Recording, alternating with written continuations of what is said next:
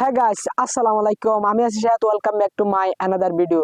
আজকের ভিডিওটা খুবই স্পেশালি, কারণ আজকে আমি বাস্তব সমাজ সম্পর্কে কিছু কথা বলতে চাচ্ছি, যার কারণে আমি এই কথাগুলো বলার কোনো ইচ্ছাই ছিল না। আসলে আমার থেকে বাধ্যতামূলক এই কথাগুলো বলতে হচ্ছে যে আসলে বর্তমান সমাজে আমাদের গত কয়েকদিন পরে হচ্ছে কুরবান, ঈদুল আজহা। আসলে এই ঈদুল আজহার মধ্যে মানুষে অনেকে গরু কিনা কিনে নিয়ে ব্যস্ত। আসলে মানুষ হাটে গেলে দেখা যায় যে গরু কিনা সেটা মানুষ আল্লাহর রাস্তায় মানুষ কোরবানি দিয়ে থাকে। আসলে মানুষে এটা ভাবে না যে আমি আল্লাহর রাস্তায় কোরবানি দিই, এটা মাথার মধ্যে রাখে না। আসলে একটা যদি গরু কিনতে যায় তাহলে ফেসবুকের মধ্যে দেখতে পাবেন, ফেসবুকের মধ্যে হ্যাস্টোরি দিবে আলহামদুলিল্লাহ 1 লাখ টাকা দিয়ে আমি গরু ডান, এসব হ্যাস্টোরি দিয়ে মানুষকে আসলে লোভ দেখানোর জন্য বর্তমান যুগের মানুষরা কোরবানি করে থাকে।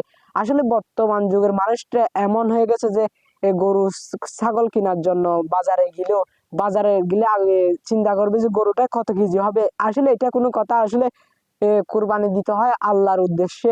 আল্লাহ তাআলা যেহেতু মানুষের পর এটা ফরজ করেছে যেহেতু ফরজ করেছে, সেই জন্য সবাতে কুরবানি দিতে পারে। আর যাদের সামর্থ্য নেই তারা না দিলেও কোনো সমস্যা নেই।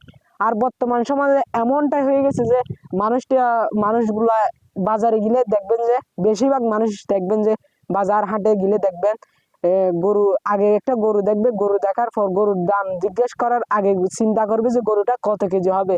আসলে গরু কেজি দেখে মানুষ এখন বিচার করে আসলে গরুটা কেমন হবে, কেমন, আমি কিভাবে গুস্ত পাবো কিনা, না কলিজা পাবো কিনা, এগুলা নিয়ে চিন্তায় থাকে মানুষ সব সময়। আসলে এটাই হচ্ছে বাস্তবে। আমি আপনাদেরকে চ্যালেঞ্জ করে বলতে পারি, বর্তমানে যুগের মানুষের এই কারণ পরিস্থিতির কারণে 100%-এর মানুষের মধ্যে 60% মানুষের, আমি আর বিশ্বাস হয় না 60% মানুষের কুরবানিটাই হবে।